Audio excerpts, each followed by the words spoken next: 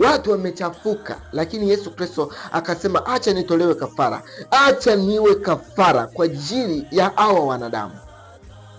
Kwa hiyo wapendwa, tumepata ukombozi kwa Yesu Kristo. Bado yeye mtu mmoja anayenisikiliza, ukiamua kubadilika, ukiamua kubadilisha maisha yako, ukaamua kumfuata Yesu Kristo, ukamwamini, wewe tayari utaokoka.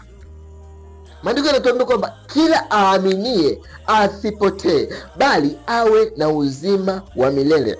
Ukimwamini Yesu Kristo hautapotea, kwa sababu wewe utakaa ndani, utakaa katika njia ya kweli na ya uzima. Ukimwamini Yesu Kristo ukampokea katika maisha yako, wewe utapata uzima wa milele. Hiyo ni neema wanaipata wachache, wapendwa, kupata uzima wa milele.